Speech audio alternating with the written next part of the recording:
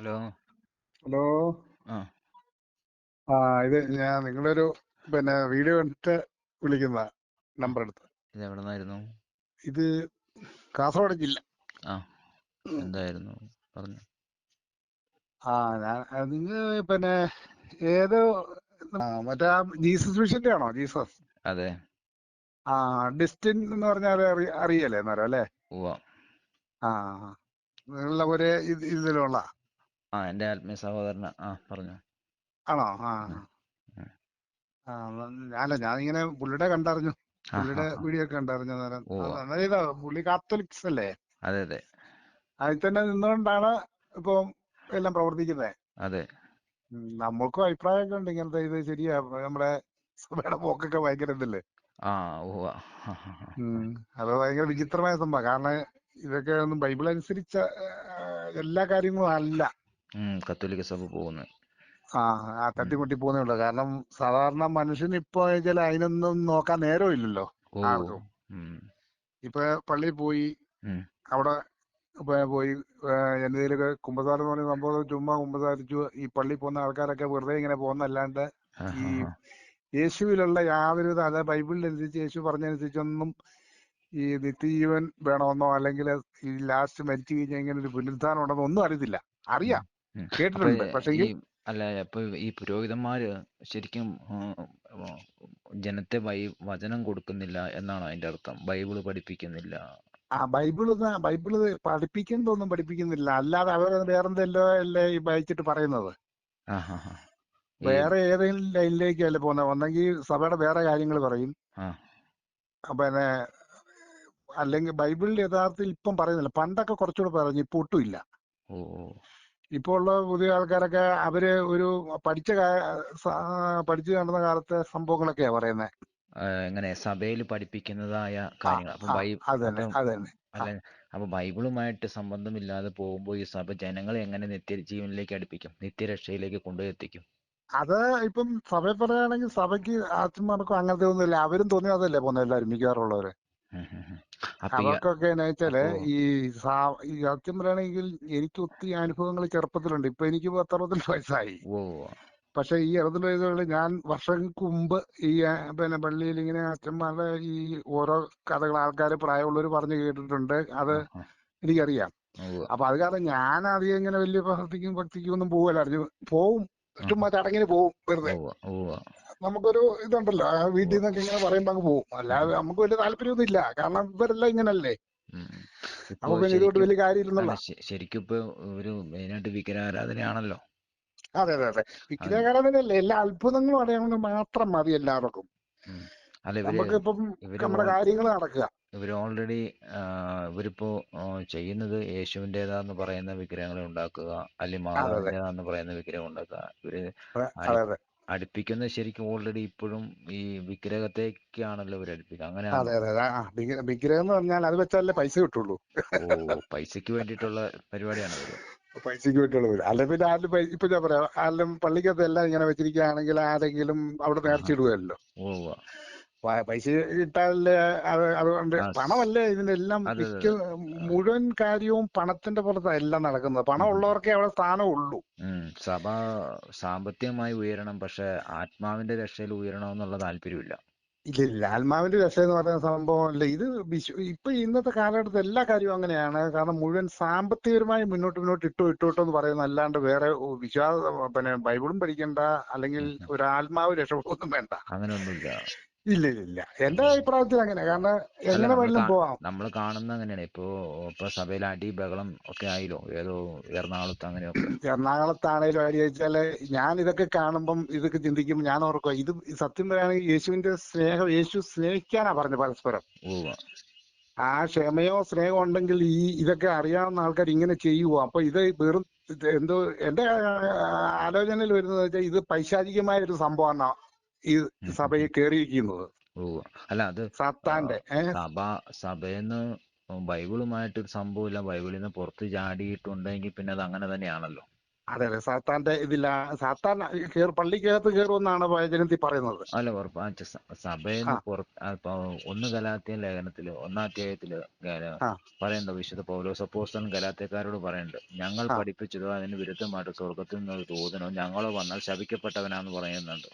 പറയുന്നുണ്ട് അപ്പൊ പറയുന്നുണ്ട്. പൗലോസിലേക്ക് പറയുന്നുണ്ട് വിഗ്രഹത്തെ ആരാധിക്കരുത് ആ എന്ന് പറയുകയും, അപ്പൊ അതിന് വിപരീതമായി പൗലോസിലേക്ക് പറയുന്നത് സ്വർഗത്തിൽ നിന്നൊരു ദൂതനോ ഇനി നാളെ ആ ഞങ്ങൾ വന്ന് പറഞ്ഞാലും അത് ആ ശപിക്കപ്പെട്ടവനാ. വെച്ചാൽ ഞങ്ങളിപ്പോ അറിയിച്ച ഈ സുവിശേഷത്തിന്റെ ആ അപ്പുറത്ത് ആര് വന്നാലും പറഞ്ഞാലും ശപിക്കപ്പെട്ടവനാന്ന് പറയുമ്പോ ഇവരെ ആ ഇപ്പൊ എന്ത് വ്യവസ്ഥയിൽ പറയും?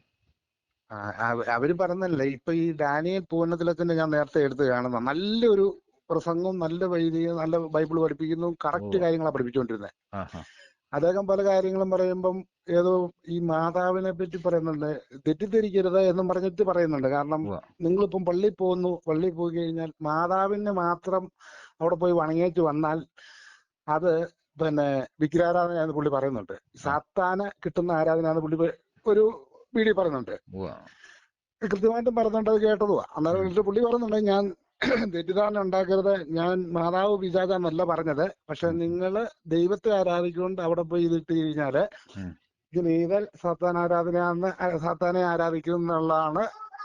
മാതാവിന് നിങ്ങൾ വണങ്ങിയാലും അങ്ങനെയാണെന്ന് പുള്ളി പറയുന്നുണ്ട്. ആ ഹാ ഹാ ഹാ പക്ഷെ ആ പുള്ളി തന്നെ ഈ വേറെ വീഡിയോയിൽ ഇട്ടിട്ട് ഞാൻ കണ്ടു, പിന്നെ റോമിന്ന് ഒരു വിഗ്രഹത്തിന് വേണ്ടി പുള്ളി ആ ആഗ്രഹിച്ചു.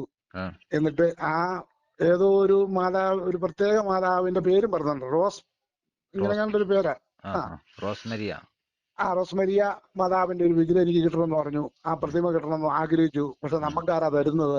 ഉം ഇങ്ങനെയൊക്കെ പറഞ്ഞു കഴിഞ്ഞിട്ട് പറഞ്ഞു, ഒരു ദിവസം ഞാൻ ഏതായാലും അയച്ചു കഴിഞ്ഞാൽ പോസ്റ്റ്മാൻ വന്ന് പറഞ്ഞു, ഒരു സാധനം വന്നിട്ടുണ്ട്, വന്ന് എടുത്തോണ്ട് പോക്കൂ ഉം ഉം എന്ന് പറഞ്ഞു. ഞാൻ ചെന്നപ്പോ ഇതാ വലുതാ. അത് ഉം ഞങ്ങൾ വണ്ടിക്ക് 3-4 പേര് പോയി എടുത്തോണ്ട് വന്നു, അവിടെ വെച്ചു. ഞാൻ അത് കെട്ടിപ്പിടിച്ച് കിടന്ന് കരഞ്ഞു. ഉം. കരഞ്ഞു കഴിഞ്ഞപ്പം എന്റെ എല്ലാ കാര്യങ്ങളും റെഡിയായെന്ന് പറഞ്ഞു. ഓ അപ്പൊ ആ പിന്നെ വീഡിയോ ഞാൻ കണ്ടതാ ഈ അടുത്ത അപ്പൊ കാലം. അപ്പൊ അങ്ങനെ ആ അദ്ദേഹം ഒരു ടോപ്പിക്ക് കൊടുക്കും, സ്റ്റേറ്റ്മെന്റ് മുമ്പേ വെച്ച് കഴിയുമ്പോൾ ഈ ആ സഭയിൽ നിൽക്കുന്ന വിശ്വാസികൾ അതേ പുറകിൽ അതേ സ്റ്റേറ്റ്മെന്റ് തന്നെ ആ മുമ്പോട്ട് പോകത്തില്ലേ? പോവും പോവും പോവും, അത് പോകില്ലേ? ഉറപ്പല്ലേ. ആ ആ പോവും. അപ്പോ അപ്പൊ ആ ഇദ്ദേഹം തന്നെ നേരത്തെ 3-4 വീഡിയോയിൽ ഇങ്ങനെ പറയുന്നുണ്ട്, വിഗ്രഹാരാധനയെ പറ്റി പറയുന്നുണ്ട്. പുള്ളി നല്ലൊരു ആളായിരുന്നു എല്ലാ കാര്യത്തിലും. ഓ ബ്രദർ പുള്ളിയുടെ പോൾ പ്രസംഗം നമുക്ക് ബ്രദർ കേൾക്കുമ്പോൾ തന്നെ നമുക്ക് നല്ല താല്പര്യം തോന്നുമായിരുന്നു. ബ്രദർ അന്നേരം ഈ പോൾ സഭയിലെ ഒരാളെ ഉണ്ടല്ലോ ഇങ്ങനെ പറയാൻ. ഓ അപ്പം ബ്രദർ ആ ഇപ്പോൾ ഓൾറെഡി ഏത് സഭയിലാണ് പോകുന്നേ? നമ്മൾ കാത്തലിക്സ് പള്ളിയാ. അപ്പൊ നമ്മുടെ വീട്ടിൽ വിഗ്രഹങ്ങളൊക്കെ ഇരിപ്പുണ്ടോ നിലവില്? വിഗ്രഹമായിട്ട് ചില കുരിശൊക്കെ പള്ളിക്ക് നിർബന്ധിച്ച് ഇങ്ങനെ അല്ല ഞങ്ങള് കുരിശല്ല, കുരിശ് ഇപ്പൊ ഓൾറെഡി ആ രക്ഷയുടെ അടയാളമായിട്ട് ഇപ്പൊ നമ്മളെല്ലാം വെക്കുന്നുണ്ടല്ലോ. ആ കുരിശ് വെക്കണം എന്ന് പറഞ്ഞാൽ ആ കുരിശും, പിന്നെ അല്ലാതെ ഈ ഇതില്ലേ നമ്മുടെ ചില്ലിട്ട പടം ആ പടമില്ലേ, എങ്ങനെ? മാതാവിന്റെ യേശുപിതാവിന്റെ ഒക്കെ ആ തിരുഹൃദയത്തിന്റെ ഒരെണ്ണം, ഓ അല്ല അതപ്പ പിന്നെ പിന്നെ അപ്പൊ യേശുവിന്റെ ഒരു പടം. അപ്പൊ ബൈബിൾ അറിയാവുന്ന ആ ആ ബ്രദർ അത് വെക്കുന്നത് തെറ്റല്ലേ? തെറ്റാ പറഞ്ഞിട്ട് കാര്യമില്ല, നമുക്ക് ഞാൻ മാത്രം പറഞ്ഞിട്ട് കാര്യമുണ്ടോ? അല്ല ഞാൻ ചോദിച്ചതല്ല, ഇപ്പൊ ആ, എനിക്ക് ബൈബിള് ഉൽപ്പത്തി മുതൽ ആ, വെളിപ്പാട് വരെ ഇത് തെറ്റാന്നും, ഇത് ആ, കർത്താവ് പുറപ്പാട് 20:4 തൊട്ട് ഇതിന്റെ ആ, കൽപ്പന എല്ലാം പറയുന്നുണ്ടല്ലോ. എല്ലാം അപ്പൊ പറയുന്നുണ്ട്. ആ വ്യവസ്ഥ പ്രകാരം നമ്മൾ ഇപ്പോ ബ്രദർ ചെയ്യുന്ന യഥാർത്ഥത്തില് മനുഷ്യനെ നോക്കി ഭയപ്പെട്ടിട്ടല്ലേ വെക്കണേ? അതെ അതെ അതെ അതെ ആ, അതെ അതെ. മനുഷ്യനെ ഭയപ്പെട്ടില്ലെങ്കിൽ ദൈവത്തെയാണ് യഥാർത്ഥമായി ഭയപ്പെടുന്നത് എങ്കിൽ വ്യക്തമായിട്ട് പറയാം. കണ്ടു, എനിക്ക് ആ, ഈ ബൈബിൾ സംബന്ധമായി എനിക്ക് ആ, ബുദ്ധിമുട്ടാണ്. ആ, ഇനി നിങ്ങളുടെ മതബോധ ഗ്രന്ഥത്തിൽ വിഗ്രഹാരാധന പാടില്ല എന്ന് എഴുതി വെച്ചിട്ടുണ്ട് കത്തോലിക്ക സഭയിൽ. ഞാൻ കത്തോലിക്ക ആ, സഭയാണ് ആ, എന്ന് ബ്രദർ പറഞ്ഞത് കൊണ്ടാണ് ഞാൻ പറയുന്നത്. അതെ അതെ അതെ. നമ്മൾ ആ റോമൻ, ആ അതായത് സീറോ ആ മലബാർ. ആ അപ്പം മതബോധ ഗ്രന്ഥം നിങ്ങൾ റോമൻ മാർപ്പാപ്പ ആ, സീൻ ചെയ്ത അംഗീകരിച്ച മതബോധ ഗ്രന്ഥത്തിൽ കാത്തലിക്സ് അതിന്റെ മലയാള പരിഭാഷ കേരളത്തിന് കൊടുത്തിട്ട് അതിൻ്റെ അകത്ത് എഴുതി വെച്ചിട്ടുണ്ട് വിഗ്രഹാരാധന തെറ്റാന്ന്. ഉം, അപ്പോൾ അത്രയും തെളിവുകൾ ഓൾറെഡി ബ്രദറിന് ഉള്ളിപ്പോൾ ഉം. ബ്രദറിന് പറഞ്ഞുകൂടെ? എൻ്റെ വീട് ഒരിക്കലും വിഗ്രഹാരാധനയ്ക്കോ എൻ്റെ കുടുംബമോ എൻ്റെ തലമുറകളെയോ അതിനകത്തേക്ക് ആ അപ്പോസ്തലന്മാരുടെ ഉപദേശത്തിന്റെ വിപരീതമായി ഒരു വ്യവസ്ഥയിലേക്ക് എൻ്റെ കുടുംബത്തെ കൊണ്ടുപോകാൻ എനിക്ക് താല്പര്യമില്ല ആ, എന്ന് ആ, വ്യക്തമായിട്ട് പറഞ്ഞുകൂടെ? എൻ്റെ ചോദ്യം അതാണ്. പറഞ്ഞോടാ അന്നേരം പറയുന്നത് അതെന്തോ? അന്നേരം അവര് പറയുന്നത് ഉം, നമ്മള് ഉം. വിഗ്രഹത്തെ ആരാധിക്കുന്നില്ലോ, ഉം. നമ്മളിങ്ങനെ ഒരു പടം വെച്ചെന്നല്ലേ ഉള്ളൂ, അല്ലാതെ അത് ആരാധിക്കുന്നില്ലോ എന്നല്ലേ പറയുന്നേ. അല്ല ഞാൻ ചോദിക്കട്ടെ, കൊരിന്ത്യർ ആ ലേഖനത്തിൽ പറയുന്നുണ്ട്, ആ ആ ഇനി സുവിശേഷ ബോധം ഒരുവൻ യോഹന്നാന്റെ സുവിശേഷം 4 അധ്യായത്തിൽ പറയുന്നുണ്ട്. അതായത് നീ പൂർണ്ണ ആത്മാവോടും പൂർണ്ണ മനസ്സോടും കൂടി ദൈവത്തെ ആരാധിക്കണം. 4:24 യോഹന്നാൻ സുവിശേഷം 4:24. അപ്പോൾ ആരാധിക്കണം എന്ന് പറയുന്നുണ്ട്. അപ്പോൾ ബ്രദറിന് ആ വ്യവസ്ഥ പ്രകാരം ഞാൻ ദൈവത്തെ അനുസരിക്കണമോ മനുഷ്യനെ അനുസരിക്കണമോ? ഈ ചോദ്യം ചോദിച്ചാൽ അവരെന്ത് പറയും?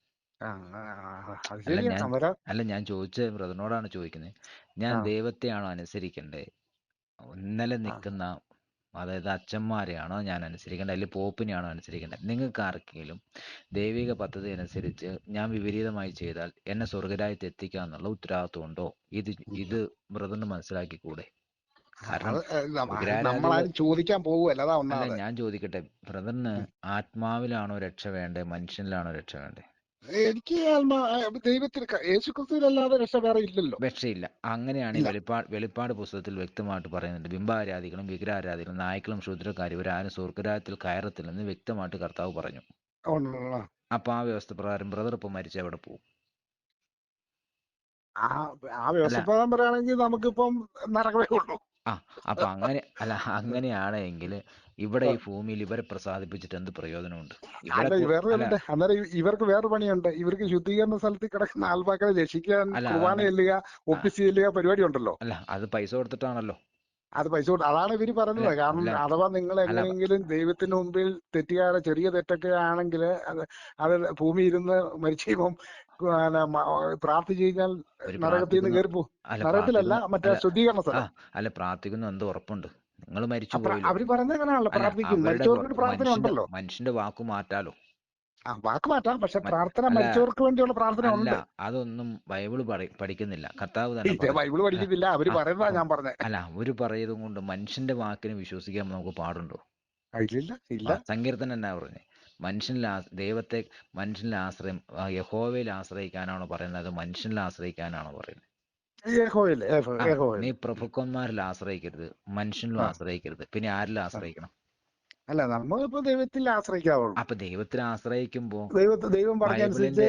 അല്ല ബ്രദറെ ഞാൻ ചോദിക്കട്ടെ, ബൈബിള് അനുസരിച്ച് ഇപ്പൊ ബ്രദർ ആരെയാണ് ആശ്രയിക്കുന്നത്? ഇപ്പൊ നമ്മൾ മനുഷ്യനെ ആശ്രയിക്കുന്നത്. ബ്രദറിന്റെ മനസ്സിൽ ഒറ്റ ചിന്തയേ ഉള്ളൂ, ഞാൻ മരിച്ചു കഴിഞ്ഞാൽ ഇവര് എന്റെ മറ്റു കാര്യങ്ങൾ നടത്തില്ല, എന്റെ മക്കളുടെ ആവശ്യങ്ങൾ നടത്തില്ല, എന്റെ കുടുംബപരമായ ആത്മീയ ആവശ്യങ്ങൾ ഇവര് നടത്തില്ല.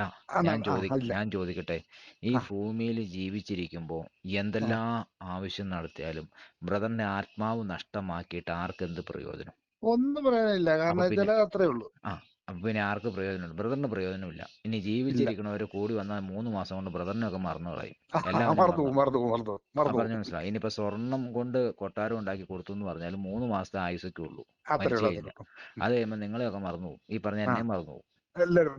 പറഞ്ഞു മനസ്സിലായോ? ഓർക്കും, അത്യാവശ്യമൊക്കെ ഇങ്ങനെ ഓർക്കും, അത്രേ ഉള്ളൂ. അല്ലാതെ ജീവിച്ചിരിക്കുമ്പോ നമുക്ക് നിത്യരക്ഷ നേടാൻ പറ്റിയില്ല എങ്കിൽ ഈ അച്ഛന്മാരുടെ പുറകെ പോയിട്ട് എന്ത് പ്രയോജനം? അല്ലെങ്കിൽ ഇതെല്ലാം ബ്രദർ പറയുമ്പോഴും ബ്രദറിന്റെ വീട്ടിൽ ഇപ്പോ ഓൾറെഡി സത്യം അറിയുമ്പോ ഇതിരിക്കുക.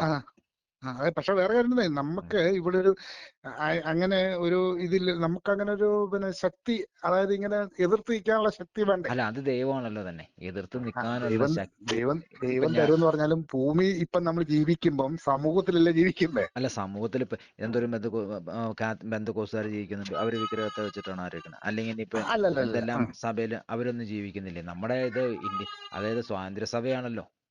അതെ, പക്ഷെ നമ്മള് അല്ല ഞാൻ ചോദിക്കട്ടെ, ബ്രദറിന്റെ വീട്ടിൽ എന്ത് വെക്കണം എന്ത് വെക്കണ്ടെന്ന് തീരുമാനിക്കുന്നത് ബ്രദറിന്റെ പേരിൽ കിടക്കുന്ന സ്ഥലം, ബ്രദർ കര അടയ്ക്കുന്ന സ്ഥലം, ബ്രദർ ഗവൺമെന്റിന് നികുതി കൊടുക്കുന്ന വീട്, സ്ഥലങ്ങൾ. പറഞ്ഞു മനസ്സിലായി? ഇതിന്റെ അകത്ത് ആര് വരണം ആര് വരണ്ട, എന്ത് വെക്കണം എന്ത് ചെയ്യണം തീരുമാനിക്കേണ്ടതാരാ? നമുക്ക് തീരുമാനിക്കാം, ബ്രദറിന് തീരുമാനിക്കാം അല്ലേ? ഇനി രണ്ടാമത് കർത്താവ് പറഞ്ഞു, ശുദ്ധീകരണ സ്ഥലത്തിന്റെ കാര്യം പറഞ്ഞു. കർത്താവിന് പറഞ്ഞു, അതായത് ധനവാനും മരിച്ചു, ലാസറും മരിച്ചു.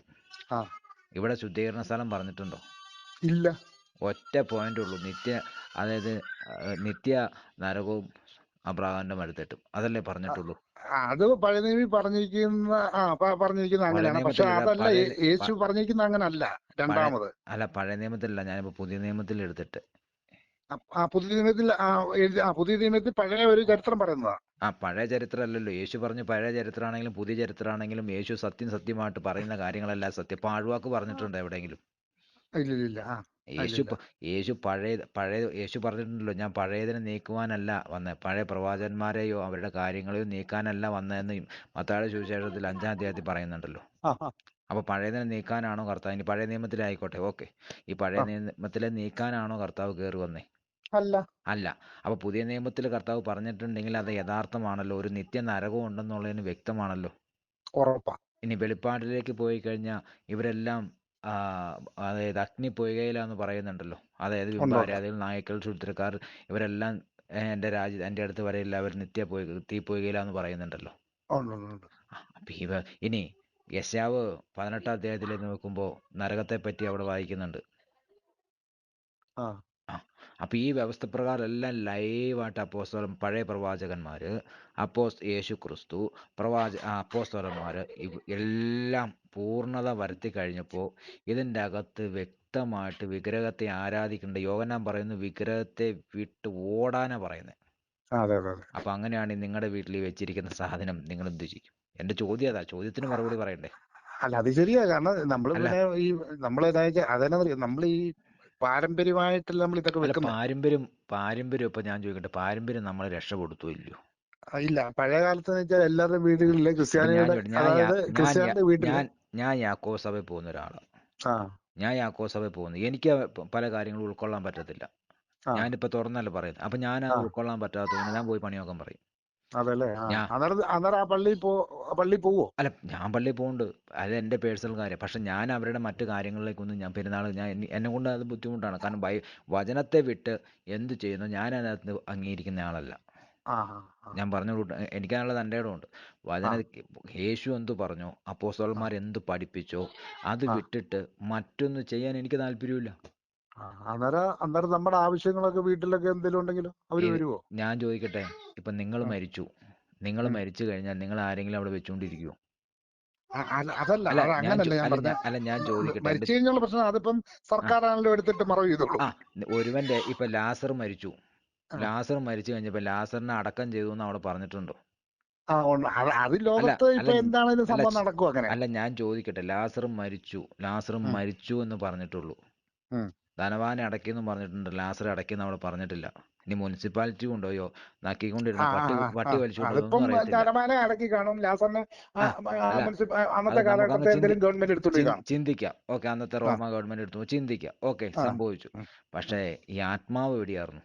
ആത്മാസ്വർഗത്തില്. അതാണ് എന്റെ. ആ അപ്പോൾ ബ്രദറെ, ആര് തള്ളിയെന്നോ, ആര് മരിച്ചുവെന്നോ, ആര് കുഴിച്ചിട്ടുവെന്നോ, ഏത് 40 കഴിച്ചുവെന്നോ, ഏത് ഉപ്രസമത്തില്ലെന്നോ, എത്ര ആ ഈ എന്തുവാ ചെയ്തു എന്ന് പറഞ്ഞാലും, ആത്മാവ് ഒരുവൻ മാനസാന്തരപ്പെട്ട് ജീവിച്ചിരിക്കുമ്പോൾ നീ മാനസാന്തരപ്പെട്ട് നീ ക്രിസ്തുവിനെ അംഗീകരിച്ച് ക്രിസ്തുവിൻ്റെ യഥാർത്ഥ ശിഷ്യനായില്ലെങ്കിൽ അവൻ സ്വർഗരാജ്യത്ത് വരത്തില്ല. ഇനി ഏത് ഇല്ല, മെത്രാനല്ല, വരത്തില്ല. മാർപ്പാപ്പയല്ല, ഏത് പോപ്പ് വന്ന് ഈ മറ്റേ ധൂപക്കുറ്റി കളച്ചും വീശി എന്ന് പറഞ്ഞാൽ ഒരു പ്രയോജനമില്ല. ഇല്ല, പച്ചയ്ക്ക് അല്ല ഞാൻ ഭക്ഷണമേ തന്നെ ഞാൻ ആരോടും അങ്ങനെ കൂടുതൽ പറയുന്നില്ലെങ്കിലും ഞാനിത് ശക്തമായിട്ട് മനസ്സിൽ എതിർക്കുന്ന ആളാ അല്ല ഇങ്ങനത്തെ കാര്യങ്ങൾ. മനസ്സിലല്ല എതിർക്കേണ്ടത്. അങ്ങനെ ആ ഇത്രയും വലിയ ബോധ്യം ഉണ്ടെങ്കിൽ നിങ്ങൾ എബ്രായ ലേഖനം 10-ാം അധ്യായത്തിൽ 20-ാമത്തെ വാക്യം, സത്യത്തിന്റെ പരിജ്ഞാനം ലഭിച്ചതിന് ശേഷം വീണ്ടും നിങ്ങൾ ചെയ്യുന്ന പാപം മനഃപൂർവ്വം ചെയ്യുന്ന പാപം. അതെ. അപ്പൊ പിന്നെ നമ്മള് മനഃപൂർവ്വം തന്നെ ഇത് അറിഞ്ഞോണ്ട്. അപ്പൊ ഈ അറിഞ്ഞോട് ചെയ്യുന്ന പാപത്തിന്റെ ശിക്ഷ എന്ത് വലുതാ? അതെ. ഞാനിപ്പോ എന്ന് വെച്ചാല് ഈ സംഗതി എന്ന് വെച്ചാൽ ഞാൻ പറഞ്ഞതെന്ന് വെച്ചാൽ ഇപ്പം നമ്മളറിയാം, അപ്പൊ ആ നമ്മുടെ വീട്ടിലൊരു മകന്റെ കൊച്ചുള്ളൊരു മാമിസ മുക്കാൻ വേണ്ടി പള്ളിയിലല്ലേ പോന്നെ. ആ നമുക്ക് വേറൊന്നിനെ ആശ്രയിക്കാൻ പറ്റും, അല്ലെങ്കിൽ അല്ല പെന്തുകൊതി പോകാൻ പറ്റുമല്ലോ. അല്ല പെന്തിക്കോസ് ഞാൻ ചോദിക്കട്ടെ, കർത്താവിന്റെ കൃപ, അതായത് കർത്താവ് ഒരുവനെ രക്ഷപ്പെടുത്തുമെങ്കിൽ പെന്തിക്കോസ്. കാരണം ഇവിടെ ഏത് സഭയല്ല ബ്രദറെ രക്ഷിക്കപ്പെടുന്നത്? സഭ സഭയല്ല. ഒരു അല്ല, സഭ അല്ല പെന്തുക്കോസിൽ ഒരു എന്ന് ഞാൻ പറഞ്ഞിട്ട് അല്ല, പറയട്ടെ, അല്ല ഞാൻ പറയട്ടെ, പെന്തുക്കോസിലാണേലും ഒരു സഭ അല്ല അല്ല തരികിട പെന്തുക്കോസുകാർ ഇഷ്ടം പോലെ അല്ല ഉണ്ട്. ഞാൻ ചോദിക്കട്ടെ, ഒരു പെന്തക്കോസുകാരനോ അല്ലെങ്കിൽ ഒരു കത്തോലിക്കക്കാരനോ യാക്കോക്കാരനോ ഒന്നും ഒരു മതങ്ങളെയും ആരെയും മുൻസ്ഥാനം കർത്താവ് കൊടുത്തിട്ടുണ്ടോ? ഇല്ലില്ല. ഓ യേശു ഒരുവൻ മതം ഉണ്ടാക്കിയിട്ടില്ല. ഉണ്ടാക്കിയിട്ടില്ല. അപ്പൊ ഇത് ആരെയും ഇല്ല. മതം ഉണ്ടാക്കിയത്? മതം അപ്പൊ അത് അപ്പൊ ഇപ്പൊ നമ്മുടെ കത്തോലിക്ക സഭ, ആ നിങ്ങൾ കത്തോലിക്കനല്ലല്ലോ. അല്ല കത്തോലിക്ക സഭയുടെ റോമ സാമ്രാജ്യത്തിൽ നടന്ന പിന്നെ വൃത്തികെട്ട പണികൾ എന്നാ വെച്ചാൽ അന്നത്തെ കാലഘട്ടത്ത് മാർപ്പാപ്പമാരാകാൻ വേണ്ടി അടി ഉണ്ടായിട്ടുണ്ട്. ഉം, പെൺ മാർപ്പാപ്പ ഉണ്ടാകാൻ വേണ്ടിയുള്ള സംഭവം നടന്നിട്ടുണ്ട്. ഉം, പിന്നെ കുർബാന ചെല്ലണമെന്ന് പറഞ്ഞ സംഭവം നടന്നിട്ടുണ്ട് പെണ്ണുങ്ങൾക്ക്, ഉം, കന്യാസ്ത്രീകൾക്ക്. ഉം, അതിനെ മാർപ്പാപ്പമാർ എതിർക്കുക ചെയ്തത്. പക്ഷെ ഉം. അതുപോലെ തന്നെ മൂന്ന് പേരൊക്കെ ഇരുന്ന മാർപ്പാപ്പമാര് ഒരു കാലഘട്ടത്തുണ്ടായിരുന്നു, ആദ്യ കാലഘട്ടത്ത്. അപ്പൊ ഇവർക്കൊക്കെ അവരെ ആരുടെ പിടിച്ച് കയ്യൊപ്പ് കൊല്ലുക ലഭിച്ചേ? വരെ ചെന്നിട്ടുണ്ട്. അല്ല, അപ്പൊ ഇവർക്കൊക്കെ ഈ ആരുടെ പത്രോസിന്റെ കയ്യൊപ്പ് ലഭിച്ചവരാണോ ഇപ്പൊ ഇവര്? ആ പാരമ്പര്യത്തിൽ നിന്നാണ് അതെ, അതൊക്കെ പത്രോസിന്റെ മുറിഞ്ഞു കയ്യിൽ പോയില്ലേ? ചെന്ന് ഇങ്ങനെ പറയുന്നില്ലല്ലോ, നമുക്കറിയത്തില്ല ഇത്. അല്ല, അതൊക്കെ മുറിഞ്ഞു പോയില്ലേ? മാർപ്പാപ്പാരെ കൊന്നിട്ടുണ്ടെങ്കിൽ അഥവാ പത്രോസിന്റെ കൈവയ്പ് ചെയ്തെങ്കിൽ ഇത് മുറിഞ്ഞു പിശാച് പോയില്ലേ? കയറി ഈ മനുഷ്യനിലുള്ള ആ മോഹം, ഉം, അതിമോഹവും ഉം. മനുഷ്യനുള്ള പിശാചിന്റെ സ്വഭാവത്തിൽ അന്നുള്ള കേറിയ ആൾക്കാരെ സഭയിൽ ക്രൂരത കാണിച്ചിട്ടുണ്ട്, കൊന്നിട്ടുണ്ട്.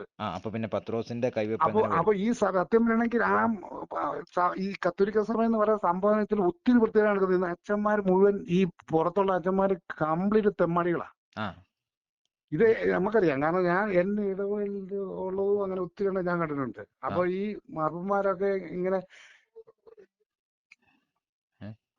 ഇങ്ങനെ ഉള്ള സംഭവമൊക്കെ നടത്തുന്ന ആ സഭയിലാണല്ലോ എല്ലാവരും നമ്മളെല്ലാം ഉള്ളത്. ആ ഏ? അപ്പൊ പിന്നെ ആ സഭയുടെ കീഴിലല്ലേ ഇപ്പൊ ഇന്ന് ലോക മനുഷ്യനുള്ളത്, അപ്പൊ പിന്നെ വിശ്വാസികള്.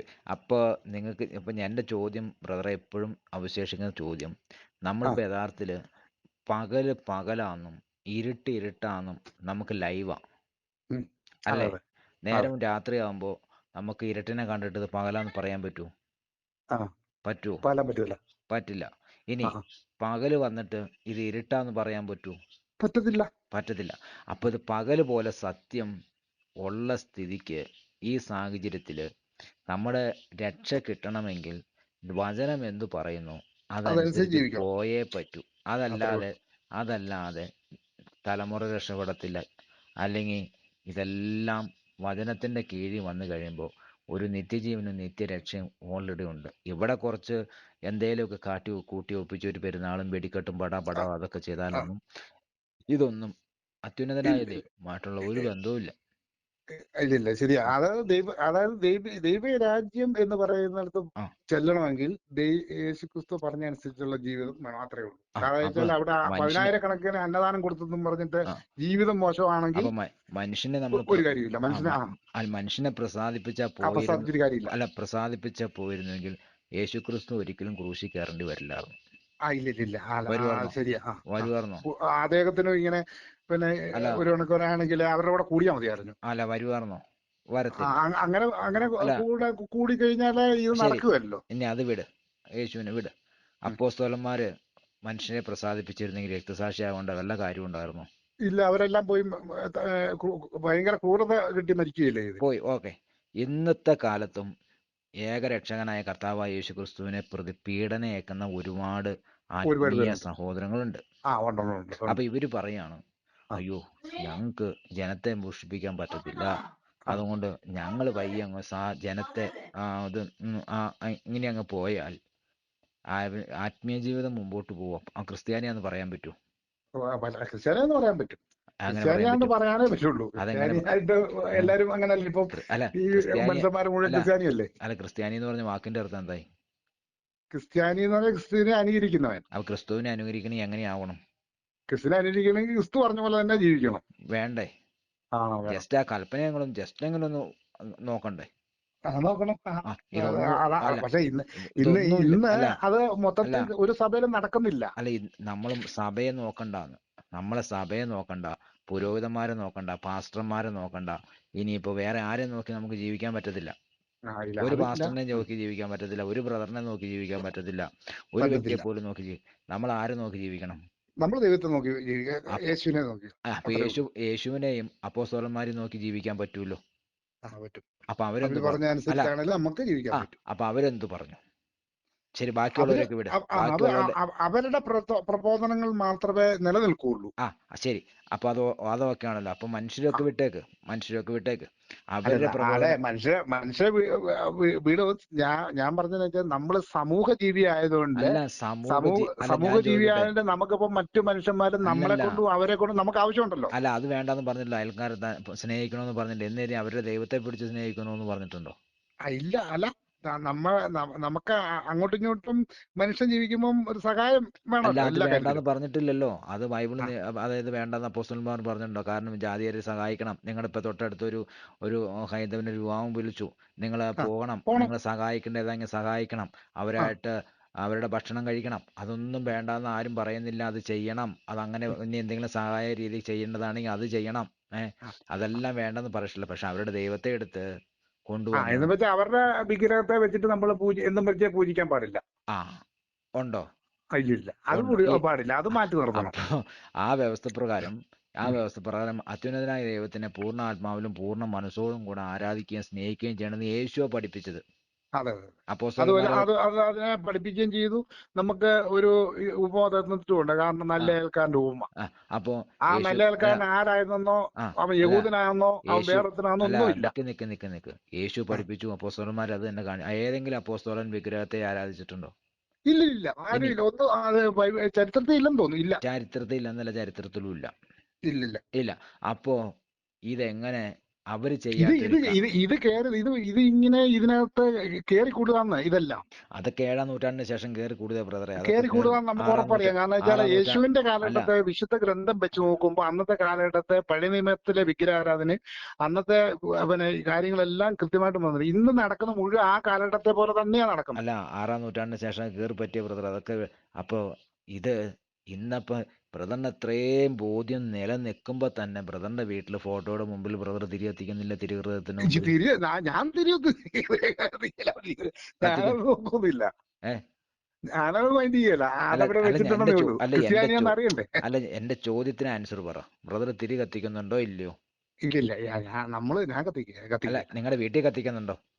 ഇല്ല, വീട്ടിൽ അങ്ങനെ കത്തിക്കലില്ല. അതിന്റെ അല്ല മുന്നിലൊന്നും കത്തിക്കുന്നില്ല. തിരുഹൃദയത്തിന്റെ മുമ്പിൽ തിരി കത്തിക്കാറേ ഇല്ല. ഇല്ലില്ല, കത്തിക്കലില്ല. ആ അതൊക്കെ പണ്ട് കത്തിക്കാറുണ്ട്, ആ പഴയ കാലത്ത് ചെറുപ്പത്തിലൊക്കെ ഇങ്ങനെ കത്തിക്കാറ്. ആ പക്ഷെ ഇപ്പൊ ഒന്നും ആരും കത്തിക്കാറ്. ഇല്ല. ഇപ്പൊ ശരി. ഇപ്പൊ അങ്ങനെ ഒരു വീടുകളിൽ അങ്ങനെ ചെയ്യുന്നില്ല. ശരി. ഇല്ല ഇപ്പൊ ആൾക്കാർ അല്ല ശരി. വിശ്വാസികളാണ്ട് ഓക്കെ ആരും ഓക്കെ. അതിനൊന്നും മൈൻഡ് അല്ല ചെയ്യുന്നില്ല. കാരണം ഇതൊക്കെ ചുമ്മാ ഒരു അല്ല ഇതിനു വേണ്ടി എങ്ങനെ ചുമ്മാ അല്ല വെക്കുന്നേ ഉള്ളൂ. ശരി, പണ്ട് കത്തിക്കുമായിരുന്നു, ഇപ്പൊ പണ്ട് കത്തിക്കുന്നില്ല. ഇവിടെ കത്തിക്കാറുണ്ട്. ആ പണ്ട് ഇരുന്ന ആ തിരി കത്തിക്കലല്ലേ ഇല്ലാത്തുള്ളൂ. ബാക്കി എല്ലാ സംഭവങ്ങളും നിങ്ങളുടെ ഭിത്തിയേക്കടെ ഇങ്ങനെ കറക്റ്റായിട്ടുണ്ടല്ലോ. അതുണ്ട്. അത് ഉണ്ടല്ലോ. ഇങ്ങനെ പിന്നെ അപ്പൊ ഞാൻ പൂമാലയിടും, അല്ല ലൈറ്റ് കത്തിക്കും. അപ്പൊ ബ്രദറിന് ഒരിക്കലും അപ്പൊ ഇങ്ങനെ ഇരിക്കുന്ന രീതിയിൽ ഒരിക്കലും ബ്രദറിന് ഒരിക്കലും കത്തോലിക്ക സഭയെ കുറ്റം പറയാൻ പറ്റത്തില്ല. നിങ്ങളുടെ അത് പേരിൽ ഇത്രയോ അല്ല കുറ്റം അല്ല പറയാൻ ഞാൻ പറ്റത്തില്ല. നിക്ക് ഞാൻ പറയട്ടെ. നിങ്ങൾ ഒരിക്കലും കത്തോലിക്ക സഭയിൽ നിങ്ങൾ നിന്നുകൊണ്ട് തന്നെ നിങ്ങൾ പറയാൻ പറ്റത്തില്ല. നിങ്ങൾ അവരെ പറ്റി എന്തെങ്കിലും ഒരു മൈനസ് പറയണമെങ്കിൽ നിങ്ങൾ നമ്മൾ ആദ്യം മാറി നിൽക്കണം. നിങ്ങൾ ഇതിനകത്ത് മാറി പുറത്തിറങ്ങിയിട്ട് നിങ്ങൾക്ക് തൻ്റെ അടുത്തോടെ പറയണം. അല്ലാതെ അതെ നിങ്ങൾ അതിൻ്റെ അകത്ത് ആ ചെളി ചവിട്ടിക്കൊണ്ട് തന്നെ നിന്നിട്ട് ഈ സ്മെല്ലാന്ന് പറയണതിൽ അർത്ഥമില്ല. നിങ്ങളും നാറും. അതെ. ഞാൻ പറഞ്ഞില്ലേ ഇങ്ങനെ അല്ല സംഭവം. അത് അല്ല ശരിയാ. ഞാൻ അത് പറയട്ടെ. കറക്റ്റാ കാര്യങ്ങള്. ആ നിങ്ങൾ ചെളി തന്നെ ചവിട്ടി ചെളി തന്നെ ചവിട്ടി നിന്നിട്ട് നിങ്ങൾ ആ കരയ്ക്ക് കയറി കുളിച്ച് വൃത്തിയാക്കി പുതിയ ഡ്രസ്സ് ഇട്ടിട്ട് നിങ്ങൾ ഓക്കെ ആ ചെളി മാറ്റാന്ന് പറഞ്ഞാൽ ഓക്കെ, ഉം. 100% ഓക്കെ. ആ അതെ ചെളി അതെ. മാറ്റാണ്, അതിനകത്ത് പുഴുണ്ട്, അത് നമ്മുടെ കാല് കളയും എന്ന് പറഞ്ഞാൽ ഓക്കെ. മറിച്ച് അതൊക്കെ ശരിയാ. അതേ ചെളി തന്നെ നിന്നുകൊണ്ട് അതേ ചെളിയെ കുറ്റം പറയുമ്പോൾ നിങ്ങൾ നിങ്ങളെ തന്നെ തുപ്പൽ കൊണ്ട് കഴുകുക. അതന്നെ. അല്ല, അത് ശരിയാ. ഇപ്പൊ അതായത് ഞാൻ നമ്മള് പറഞ്ഞ പണ്ട് പറഞ്ഞു കേട്ടിട്ടുണ്ട്, മലന്ന് കിടന്ന് തുപ്പിയാൽ മുഖത്തോട്ട് തന്നെ വീഴും. ഇപ്പൊ റൂട്ട് നിങ്ങൾക്ക് മനസ്സിലായോ? അപ്പൊ അതുകൊണ്ട് നിങ്ങൾ അത് ശരി, കറക്റ്റ് കാര്യങ്ങൾ അപ്പൊ ശരിയാ. അപ്പൊ ബ്രദർ എന്ത് ചെയ്യണം? ഈ സംഭവം അറിഞ്ഞപ്പോ ഇതിന്റെ ആ യഥാർത്ഥം അറിയുമ്പോൾ ബ്രദർ ആ എന്ത് ചെയ്യണം? ബ്രദറിന്റെ കുടുംബത്തെ അല്ല ബ്രദറിന്റെ തലമുറയെ ബോധ്യപ്പെടുത്തണം. വചനം എടുത്തിട്ട് വെച്ചിട്ട് ബോധ്യപ്പെടുത്തണം. യേശു ശരിയാ. പറഞ്ഞതാണ്. അല്ല ഞാൻ ആ പറയട്ടെ, യേശു പറഞ്ഞതാണ്. ഉം, അപ്പോസ്തലന്മാർ നമ്മളെ കാട്ടി തന്നതാണ്. അപ്പൊ ഉം, ഇങ്ങനെയുള്ളവരാണെ സ്വർഗരാജ്യത്ത് പോകത്തുള്ളൂ. ഉം, നമ്മൾ ഇങ്ങനെ പോയാൽ നമ്മുടെ തലമുറകളും നമ്മളും മരിച്ചു കഴിഞ്ഞാൽ സ്വർഗരാജ്യത്ത് പോകത്തില്ല. ഉം, ബൈബിളിൽ ഒരു ശുദ്ധീകരണ സ്ഥലമൊന്നും പറഞ്ഞിട്ടില്ല. ഉം, അപ്പോൾ ബൈബിളിൽ പറയാത്തൊരു കാര്യം മറ്റൊരാൾ പഠിപ്പിച്ചാൽ അത് വ്യാജനാണ്. ഇത് ഉം, യോഹന്നാന്റെ സുവിശേഷത്തിൽ 1 യോഹന്നാന്റെ സുവിശേഷം ബ്രദർ എടുത്തൊന്ന് വായിക്കണം. അത് ഉം, വ്യാജനാണ്. ആ ഉം. വ്യാജ വ്യവസ്ഥ നമുക്ക് അംഗീകരിക്കേണ്ട ആവശ്യമില്ല. ഇല്ല. ഇതെല്ലാം ഇത്രയും പറഞ്ഞ സ്ഥിതിക്ക് ബ്രദർ ഇതെടുത്തും കൊച്ചുമക്കളെയും ബ്രദറിന്റെ മക്കളെയൊക്കെ കാണിച്ചു കൊടുത്തിട്ട് നിങ്ങളൊരു തീരുമാനമെടുക്കണം. ആ ഉം. മനുഷ്യനിലല്ല നമ്മൾ ആശ്രയിക്കേണ്ടത്, നമ്മൾ അത്യുന്നതനായ ദൈവത്തിലാണ് ആശ്രയിക്കേണ്ടത് ബോധ്യം നിങ്ങൾക്കുണ്ടാകണം. അത് ശരിയാ. അപ്പൊ കറക്റ്റ്. പറഞ്ഞു മനസ്സിലായോ? അല്ലാതെ ഇങ്ങനെ കിടന്ന് പറഞ്ഞിട്ട് ഒരു പ്രയോജനമില്ല ബ്രദറെ. അല്ല, അത് ശരിയാ. Okay okay. പറഞ്ഞു മനസ്സിലായോ? കാര്യം ശരിയാ. ആ എനിക്ക് ഇതിനെ നേരത്തെ തന്നെ ഇങ്ങനെ ഈ ബൈബിള് വായിക്കുമ്പോൾ തന്നെ ഈ ചെയ്യുന്ന കാര്യങ്ങൾ ഇവർ ചെയ്യുന്ന കാര്യങ്ങളെല്ലാം തെറ്റാണല്ലോ. അല്ല ഞാൻ പറഞ്ഞു വീണ്ടും ബ്രദർ അതിനകത്തേക്ക് തന്നെ വന്നേ. കാരണം ആ തെറ്റാണെന്ന് നമ്മൾ പറയില്ല. ഇത് 10 പ്രാവശ്യം ഉം. പറയുന്നതിലല്ല അർത്ഥം. പെന്നെയോ ഡെസ്റ്റിനിയോ വിളിച്ചിട്ട് അല്ല തെറ്റാന്ന് പറയുന്നതിലല്ല കാര്യം. ഇത് ആ മാറിയിട്ട് ബ്രദർ ഓൾറെഡി വിളിക്കുകയാണ്. ദേ ആ ഞാൻ മാറി, ഉം, ഇവരിന്നതായിരുന്നു ഉം, എന്ന് പറഞ്ഞ് ഞങ്ങൾക്കും ഒരു സന്തോഷമുണ്ട്. ഉം, ഞാൻ അതെ. പറഞ്ഞു മനസ്സിലായോ? അത് ശരിയാ, പക്ഷെ സംഗതി ശരിയാ, ഓക്കെ ഓക്കെ. പറഞ്ഞപ്പോ ഇതിന്റെ ഉം. യഥാർത്ഥ സത്യം കൃപയാൽ ഞാൻ ബോധ്യപ്പെടുത്തി തന്നു. ആ പറഞ്ഞു മനസ്സിലായി. അതെ. അല്ലാതെ നിങ്ങൾ എന്ത് ചെയ്യുന്നു വെച്ചാൽ നിങ്ങൾ ഒരു സഭയിൽ നിന്നു ആ സഭയെ കുറ്റം പറയുന്നു, വീണ്ടും ആ അവിടെ തന്നെ നിൽക്കുന്നു, അവരെ കുറെ തേജോവധം ചെയ്യുന്നു, വീണ്ടും അവിടെ തന്നെ നിൽക്കുന്നു, അവിടെ കുറെ കുറ്റം പറഞ്ഞു. അതല്ല ആ ചെയ്യേണ്ടത്. മറിച്ച് സത്യം അറിയുമ്പോൾ സത്യത്തിന്റെ പുറകെ യാത്ര ചെയ്യണം. യാത്ര ആ ചെയ്തിട്ട് മനുഷ്യനെ ബോധ്യപ്പെടുത്തണം. നിങ്ങൾ എന്തോ അതെ ബോധ്യപ്പെടുത്തണ്ടേ? നീ ചെയ്യുന്നതെല്ലാം തെറ്റാടാ. അതെ പറഞ്ഞു മനസ്സിലാവും. നിങ്ങൾ ചെയ്യുന്നത് തെറ്റാണ്. അപ്പോൾ അതെ. അവർ ചോദിക്കും എന്തുവാ തെറ്റ്?